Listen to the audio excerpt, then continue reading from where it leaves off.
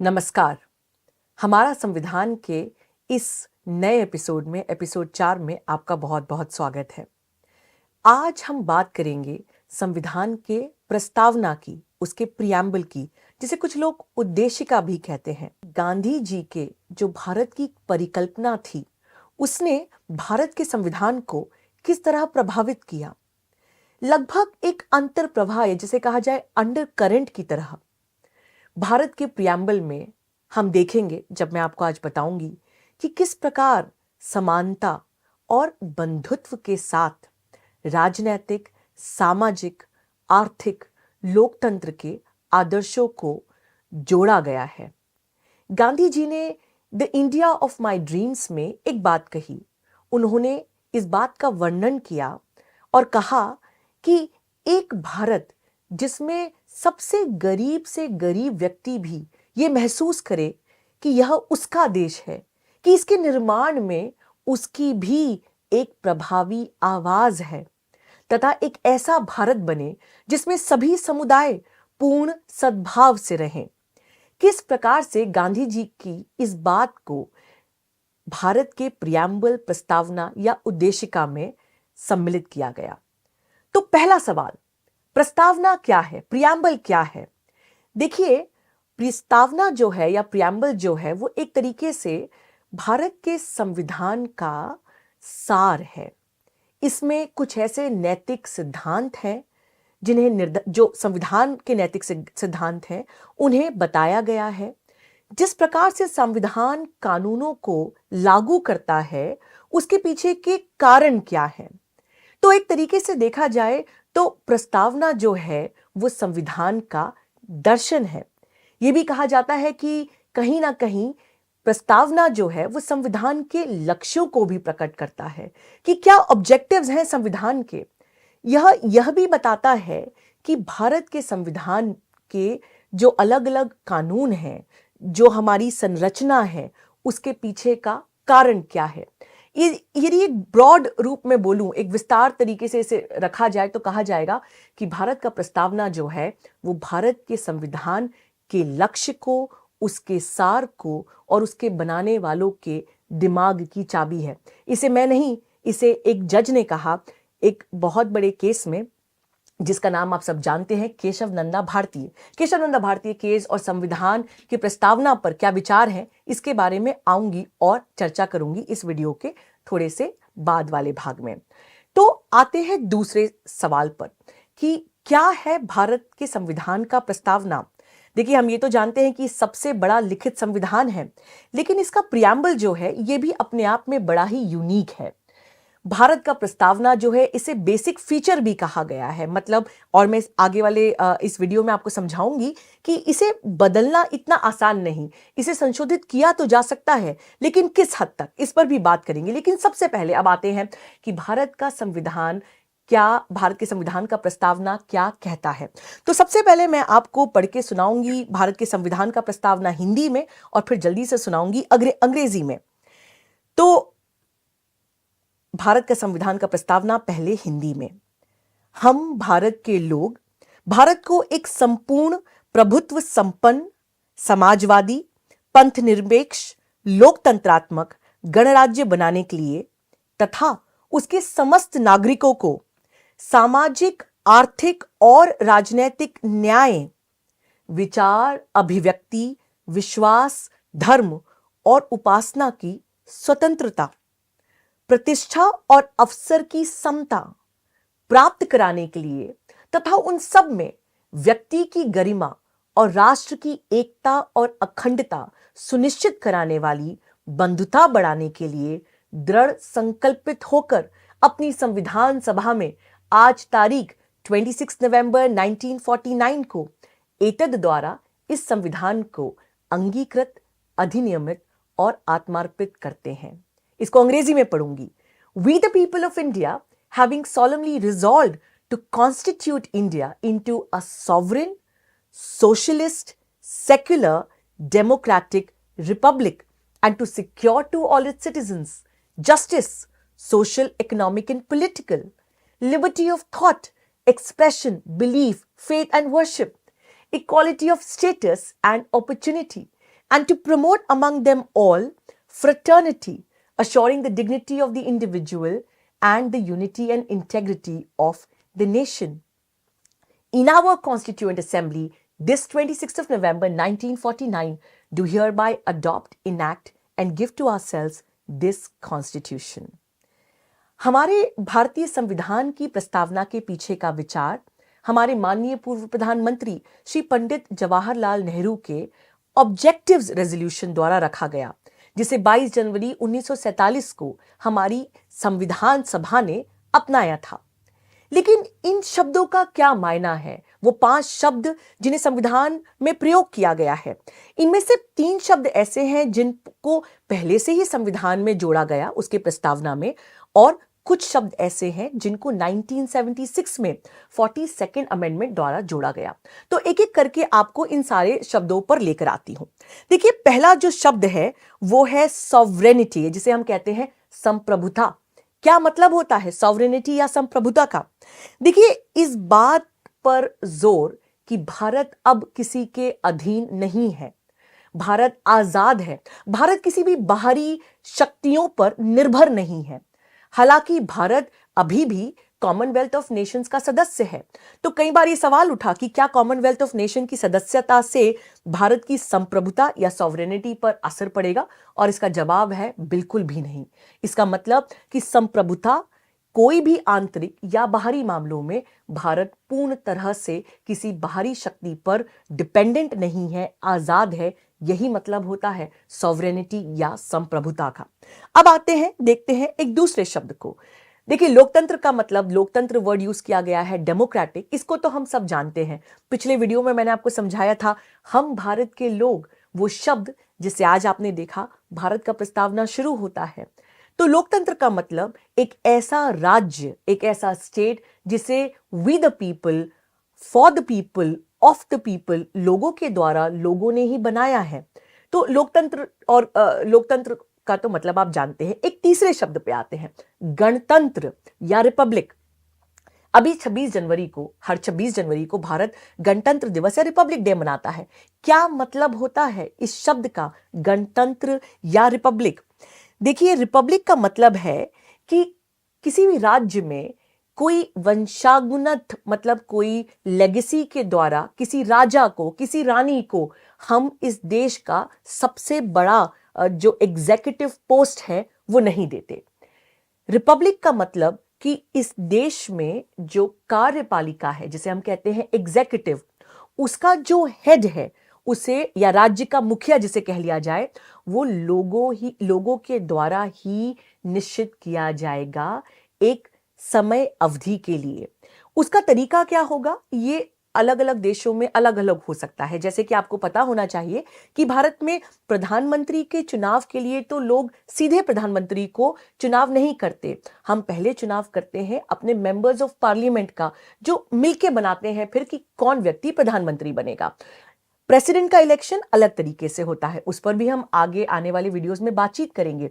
लेकिन कोई, जैसे बहुत सारे आज भी ऐसे देश हैं जहां पे जो पहले से एक डायनेस्टी चली आ रही है, एक वंशानुगत सम्राट चले आ रहे हैं, वो ही जो है वो देश के सबसे बड़े एग्जीक्यूटिव पोस्ट पे होते हैं। भारत के संविधान ने कहा कि हमारे यहाँ ऐसा नहीं होगा, और इसलिए हम रिपब्लिक डे मनाते हैं और भारत को एक रिपब्लिक या गणतंत्र भी कहा जाता है। अब और 3 शब्द हैं जो पहले भारत की प्रस्तावना या उद्देशिका में नहीं थे। इन 3 शब्दों को मैंने आपको बताया जोड़ा गया 1976 में 42nd अमेंडमेंट में। क्या 3 शब्द हैं, आइए जल्दी से आपको बताती हूं।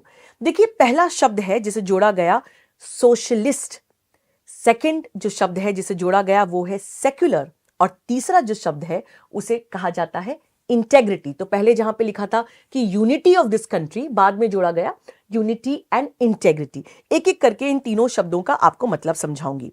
देखिए, पहला वर्ड जो है सोशलिस्ट या समाजवाद, इसका क्या मतलब होता है? सोशलिस्ट के कई बार डेफिनेशंस में वाद विवाद होता है। डेमोक्रेटिक नेशंस में और वो नेशंस जहां पे कम्युनिस्ट पॉलिसी चलती है, वो इस शब्द समाजवाद को अलग अलग तरीके से परिभाषित करते हैं। इस शब्द का मतलब है, समाजवाद का मतलब है कि देश के जितने भी रिसोर्सेज हैं ये पूर्ण तरीके से प्राइवेट हैंड्स में नहीं चले जाएं। इसका मतलब कि देश के जितनी भी रिसोर्सेज हैं वो कहीं ना कहीं सरकार के द्वारा नियंत्रित रहें। भारत एक इतना बड़ा देश है कि जहां पे गरीबों और अमीरों के बीच में अनफॉर्चुनेटली एक बहुत बड़ा गैप है। तो ऐसे में सारे रिसोर्सेज प्राइवेट प्लेयर्स को दे देना एक तरीके से समाजवाद के अगेंस्ट में भी जाता है।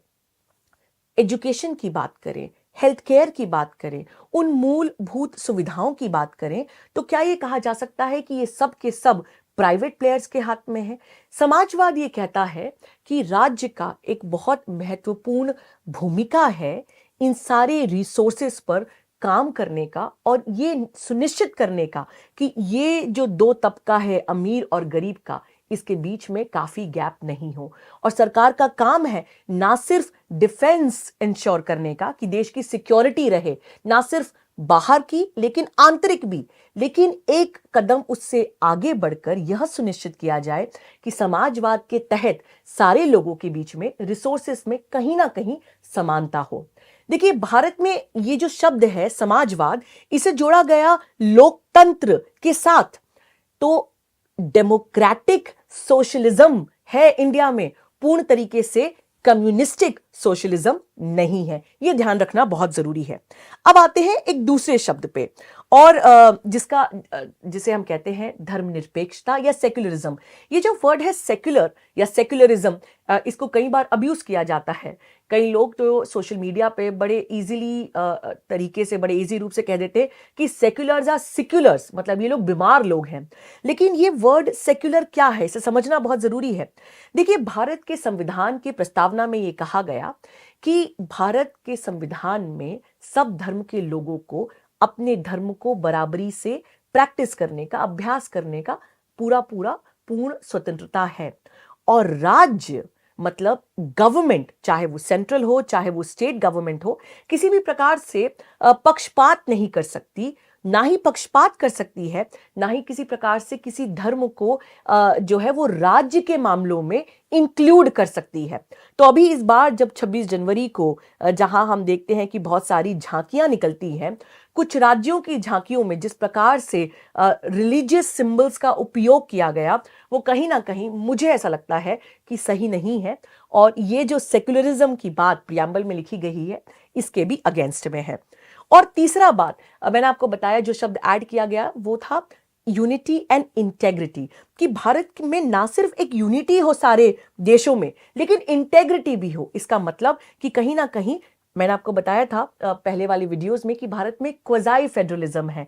अलग अलग लोग, अलग अलग भाषाएं, अलग अलग कल्चर, इनमें ना सिर्फ एक यूनिटी की फीलिंग हो, लेकिन इन सब में एक इंटेग्रिटी की भी फीलिंग हो। मतलब कि हमें भारत से अलग नहीं होना है, हमें भारत में एकता के साथ साथ में ही रहना है। तो ये तीन शब्दों को जोड़ा गया 1976 में 42nd अमेंडमेंट से। लेकिन इसने जन्म दिया एक बहुत बड़े सवाल को, प्रस्तावना को लेकर, और वो ये है कि क्या प्रस्तावना भारत के संविधान का ही भाग है या संविधान से अलग है? यदि यह संविधान का भाग है तो क्या भारत के प्रियम्बल में, उसकी प्रस्तावना में किसी भी प्रकार से संविधान में दिए गई प्रोसीजर के अनुसार अमेंडमेंट किया जा सकता है? यदि कल कोई सरकार चाहे कि भारत की प्रस्तावना को पूरी तरीके से बदल दिया जाए उसमें संशोधन के द्वारा, तो क्या यह पॉसिबल है? इस सवाल का जवाब देने के लिए मुझे ले चलना पड़ेगा आपको मेरे साथ एक छोटी सी यात्रा में। वीडियो के अगले भाग में मैं आपको बताना चाहती हूं कि बेरुबरी एक बड़ा जजमेंट था। इस जजमेंट पे बाद में भी हम बात करेंगे जब हम नागरिकता या सिटीजनशिप पे बात करेंगे। लेकिन इन रे बेरुबरी जो केस था, वहां से लेके केशव नंदा भारती तक किस प्रकार से अलग अलग सुप्रीम कोर्ट के न्यायालयों में अलग अलग बात की गई। पहले बताती हूं बेरुबरी यूनियन। देखिए, बेरुबरी यूनियन केस जो था वो कहीं ना कहीं भारत का जब इंडिपेंडेंस के समय पे सीमा विभाजन हुआ तो उससे संबंधित केस था। It was a reference to the Supreme Court under Article 143 of the Indian constitution. Bharat के पास सुप्रीम कोर्ट के पास 143 अनुच्छेद आर्टिकल के द्वारा एक रेफरेंस गया, सरकार ने कहा, और उसमें कई सारे सवाल थे कि क्या किया जा सकता है, क्या नहीं किया जा सकता है। आर्टिकल 143 जो है इस प्रकार का अनुच्छेद है कि सरकार जब चाहे तो वो सुप्रीम कोर्ट से उसका ओपिनियन ले सकती है। इन केसेस को हम कहते हैं इन रे, INRE, मतलब यहां पे दो पार्टीज नहीं है, यहां पे ओपिनियन लिया जा रहा है सुप्रीम कोर्ट का। खैर आर्टिकल 143 पे भी आराम से आगे वाले वीडियोस में बात करेंगे। तो इन रे बेरुबरी यूनियन में ये आर्ग्यूमेंट सामने रखा गया कि भारत के संविधान का जो प्रस्तावना है वो कहीं ना कहीं भारत के संविधान का पार्ट ही है। इसलिए भारत के प्रियम्बल में चूंकि जो वर्ड है वो यूज किया गया है सॉवरेनिटी, तो अब आजादी के बाद, संविधान के बाद भारत के आने वाला जो क्षेत्रफल है उसका कोई भी हिस्सा किसी और देश को नहीं दिया जा सकता। इस जजमेंट का थोड़ा सा कॉन्टेक्स्ट मैं आपको समझाना चाहूंगी। देखिए, एक लाइन ड्रॉ हुई जिससे ये तय हुआ कि कौन से गांव जो हैं, कौन से जिले जो हैं वो भारत की सीमा में माने जाएंगे और कौन से गांव और जिले जो हैं वो पाकिस्तान की सीमा में माने जाएंगे। तो अलग अलग गांवों में जो पुलिस स्टेशंस थे उनको मानते हुए, उनको जोड़ते हुए एक तरीके से लाइन बना दी गई। लेकिन एक जो पर्टिकुलर डिस्ट्रिक्ट थी बेरुबरी की, उस पर यह काम नहीं किया गया। तो इंडिया और पाकिस्तान में यह बात छिड़ी कि अब ये किसकी टेरिटरी में माना जाएगा। इसी मामले को लेकर जो है, और काफी सारे संवैधानिक सवाल जो है, वो सुप्रीम कोर्ट का ओपिनियन सरकार ने इन रे बेरुबरी में माना। तो अब सवाल ये था कि क्या ये हो सकता है कि भारत का कानून, भारत का संविधान ही कह दे कि इन रे बेरुबरी का जिले का कुछ पार्ट जो है वो पाकिस्तान को दिया जा सके। इस पे जो है वो काफी हलचल मची और ये कहा गया कि देखिए, प्रियम्बल जो है वो एक सॉवरेन है, रिपब्लिक है, इसलिए भारत की टेरिटरी का, क्षेत्रफल का कोई भी पार्ट जो है वो किसी बाहरी देश को, किसी फॉरेन पावर को नहीं दिया जा सकता संविधान का संशोधन करने के बाद भी, क्योंकि प्रस्तावना इसकी इजाजत नहीं देता। मतलब कुल मिलाकर इन रे बेरुबरी में यह कहा गया कि भारत के प्रियम्बल को संशोधित नहीं किया जा सकता। उसके बाद आया अगला जजमेंट, इंदिरा नेहरू गांधी बनाम राजनारायण, इंदिरा नेहरू गांधी वर्सेस राजनारायण, 1975 का यह जजमेंट था। इसमें यह कहा गया कि प्रस्तावना हालांकि संविधान का हिस्सा है, लेकिन ना तो ये किसी शक्ति का स्रोत है, ना ही इस पर कोई और सीमा है, कोई लिमिटेशन है। प्रस्तावना जो है वो एक तरीके से लोगों की वैचारिक आकांक्षाओं को दर्शाता है। इसलिए भारत के जो प्रियम्बल है उसको उसी नजरिए से देखना चाहिए। प्रियम्बल से, प्रस्तावना से कोई पावर्स जो है वो नहीं आ रहे हैं, केवल आइडियलिज्म, प्रिंसिपल्स को प्रस्तावना दिखाता है। फिर आया मिनर्वा मिल्स बनाम union of India, Minerva mills versus union of India. इसमें मुख्य न्यायाधीश तब के जस्टिस चंद्रचूड़ ने कहा, जस्टिस चंद्रचूड़ सीनियर जिन्हें हम कहते हैं, उन्होंने कहा कि प्रस्तावना को संविधान के उद्देश्यों और उसकी जो बुनियादी संरचना है उसको दर्शाते हुए महत्व देना जरूरी है। यह माना गया कि प्रस्तावना जो है वो भारत के लोगों को एक ऐसी नीति का आश्वासन देता है जिसकी मूल संरचना या बेसिक स्ट्रक्चर जिसे कहा जाए वो क्या है? सॉवरेन मतलब संप्रभुता, लोकतांत्रिक मतलब डेमोक्रेटिक, गणराज्य मतलब रिपब्लिक। तो पूरा जो बेसिक स्ट्रक्चर है, जो ढांचा है, उसका पूरा जिसे कहा जाए एसेंस भारत के प्रस्तावना में दिया गया है। प्रस्तावना यह भी स्वीकार करता है, पहचानता है और घोषणा करता है कि संविधान लोगों से ही निकलता है।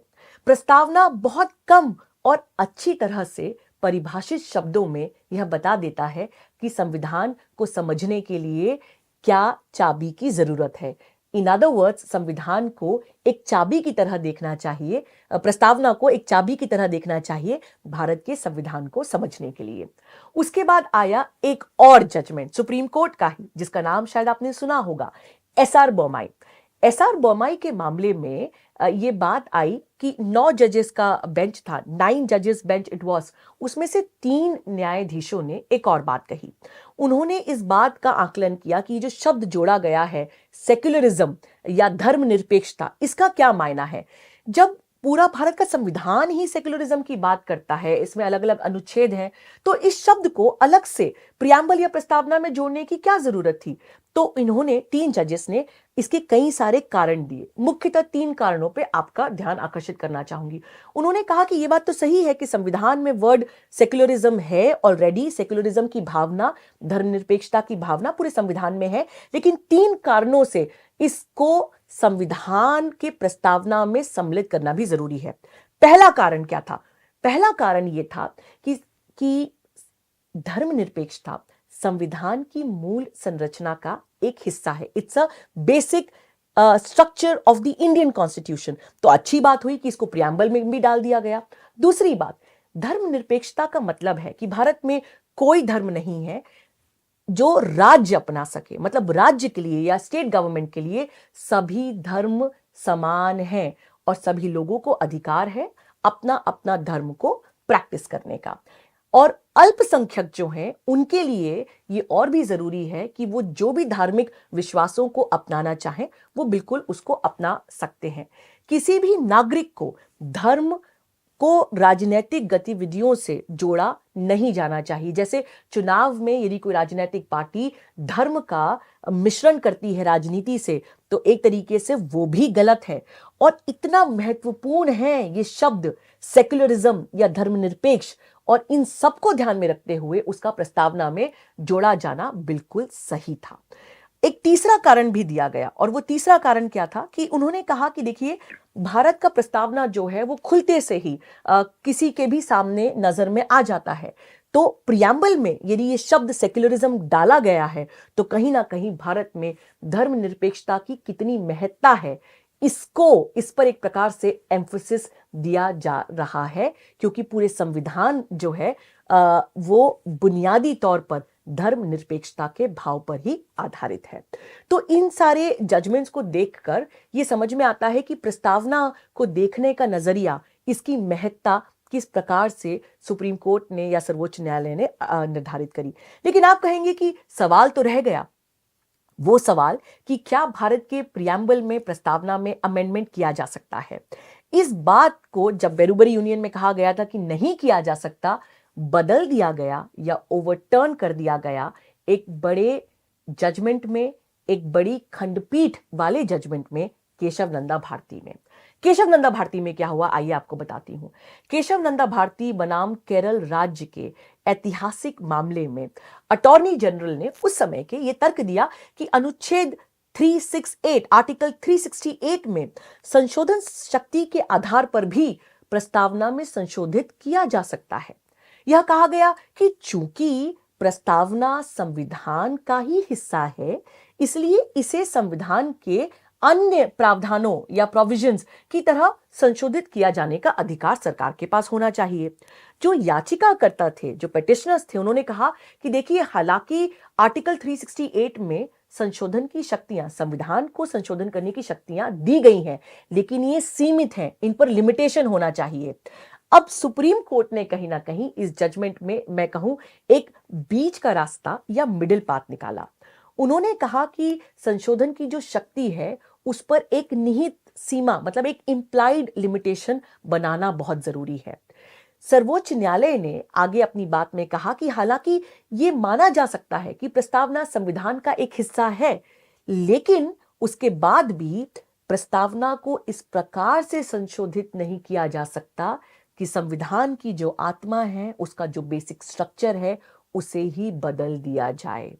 कुल मिलाके ये कहा गया कि इनरे बेरूबरी यूनियन का जो पोजीशन था कि प्रियम्बल को, प्रस्तावना को बिल्कुल भी संशोधित नहीं किया जा सकता, वो गलत है। प्रस्तावना में, प्रियम्बल में अमेंडमेंट किया जा सकता है, लेकिन वो अमेंडमेंट बेसिक स्ट्रक्चर के अगेंस्ट में नहीं होना चाहिए। तो जाहिर सी बात है कि अब आपके दिमाग में आएगा कि बेसिक स्ट्रक्चर क्या है। क्या है ये बेसिक स्ट्रक्चर? ये अपने आप में पूरा एक वीडियो का टॉपिक और सब्जेक्ट हो सकता है।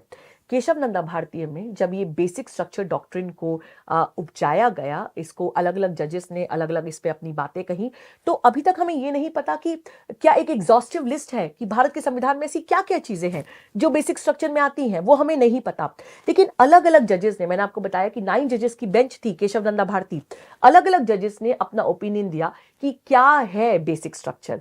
जब हम आगे सारे फंडामेंटल राइट्स को पढ़ लेंगे, उसके बाद में केशव नंदा भारती पर भी आपको एक वीडियो के द्वारा बेसिक स्ट्रक्चर डॉक्ट्रिन पर और थोड़ा सा बताऊंगी। लेकिन इस वीडियो में जल्दी से केशव नंदा भारती में के जजमेंट में कुछ जजेस का क्या कहना रहा प्रियम्बल को लेकर, प्रस्तावना को लेकर और उसकी महत्ता को लेकर, इस पर कुछ बात आपसे जल्दी से करना चाहूंगी।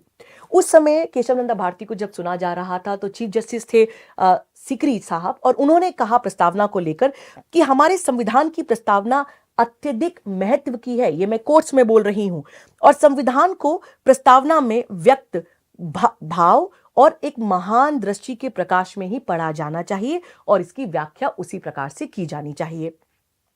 जस्टिस शेलोट और जस्टिस ग्रोवर ने कहा कि संविधान के हर अनुच्छेद, मतलब हर आर्टिकल में जो चलने वाला एक निरंतर लय है, उसे प्रस्तावना में सीधे सीधे प्रतिबिंबित किया जा रहा है या देखने को मिलता है। मतलब एक जो इंटरनल क्या म्यूजिक है, एक उन्होंने शब्द यूज किया था, एक कांस्टेंट स्ट्रेन जो देखा जाता है संविधान में, उसका पूरा पूरा रिफ्लेक्शन जो है वो कहीं ना कहीं प्रियम्बल में देखने को मिलता है।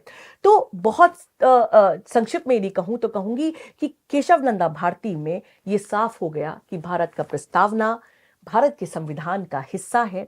जब कभी संविधान को इंटरप्रेट करना होगा, यदि कोई प्रोविजन है और ये नहीं समझ में आ रहा है कि क्या इसका मतलब है, क्या इसका मायना है, क्या अधिकार हैं लोगों के, तो हमेशा भारत की प्रस्तावना को देखा जाएगा। और फिर से यदि बात कहूं कि प्रस्तावना में जो चाबी है समझने की कि जिन लोगों ने संविधान बनाया वो क्या सोच रहे थे, वो प्रस्तावना में से देखने को मिल जाएगा।